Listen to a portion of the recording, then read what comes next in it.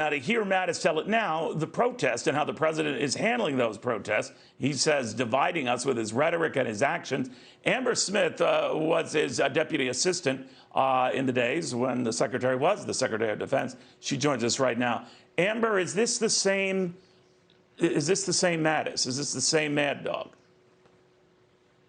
So Secretary Mattis is a great American. He was a fantastic military leader, but I have to say this statement that he wrote was inappropriate. You could tell he's worked very hard at staying professional, staying above it all. And you could tell this was personal, and I'm disappointed that he went about it the way that he did. And for a couple of reasons. One, he broke his own personal code of conduct that you just talked about with him in the previous interview from his book tour. He has scolded former military leaders who have spoken out against sitting presidents or even former presidents. And so now we're seeing Secretary Mattis do the exact same thing. And two, he completely contradicted himself with this statement. He accused the president of the United States of being divisive. Right now, we're seeing unrest like we haven't seen before in the United States. Instead of putting out a unifying statement, he just blamed the president. You have to look at his letter as, is this helpful or is this hurtful? And his statement was exactly what he accused the president of doing. It just further divided the nation, as we're seeing, Washington, D.C., former defense officials all having a different opinion on this, which is divisive. It's continuing to push Americans even farther apart.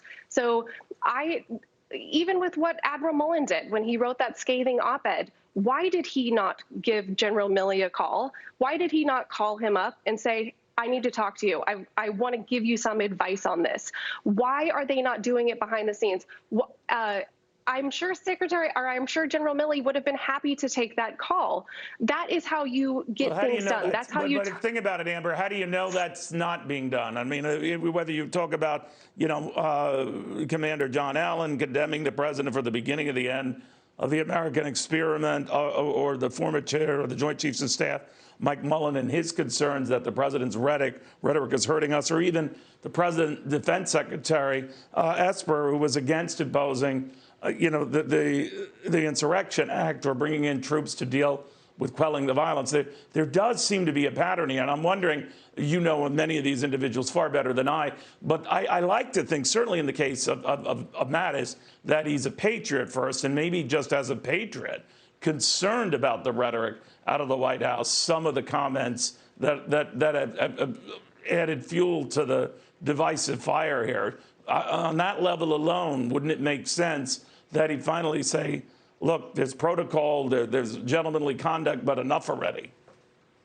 Well, I would say if they are having conversations behind the scenes, it would be extremely ineffective to then publicly write an op-ed or publicly put out a statement that is throwing people under the bus.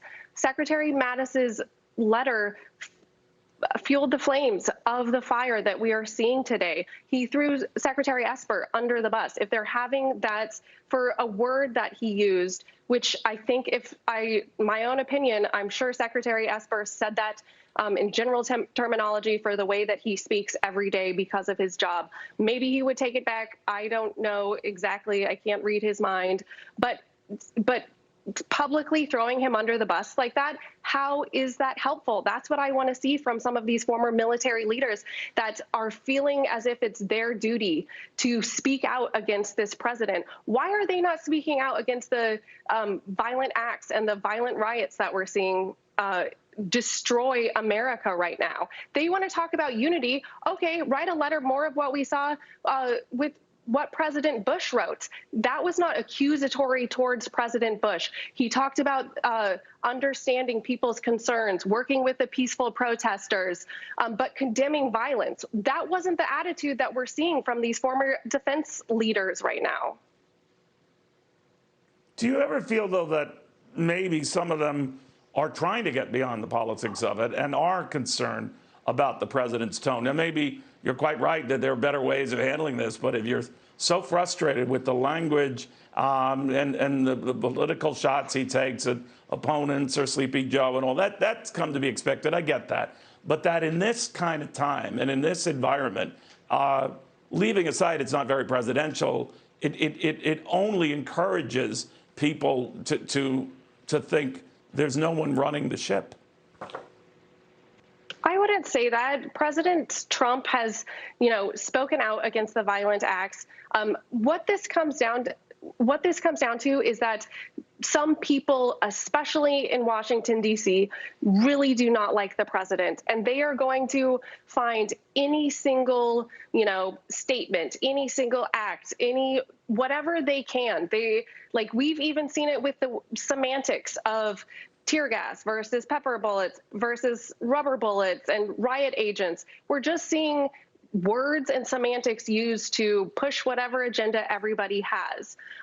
So I do not think it's helpful. Right now, this is actually a huge embarrassment to see former defense leaders coming out right now when we need unity, when we need togetherness and leadership, not only from the president of the United States. I get that, Amber, and I respect you as well on this. But I do think that if you're the big cheese, you have a bigger responsibility to act like it. And I'm just wondering if, the president speaks his mind. I get that. I've seen that. He got elected on that. But that there's something more here than cheap political shots coming from, men and women in the defense establishment who are saying you are not helping the situation. Is there anything the president is doing for which he should take some reprimand for overdoing it, for igniting passions needlessly?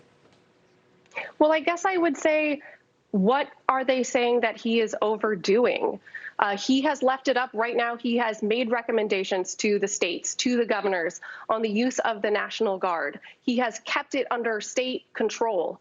Aside from Washington, D.C., that doesn't have a governor, he has made recommendations to the states.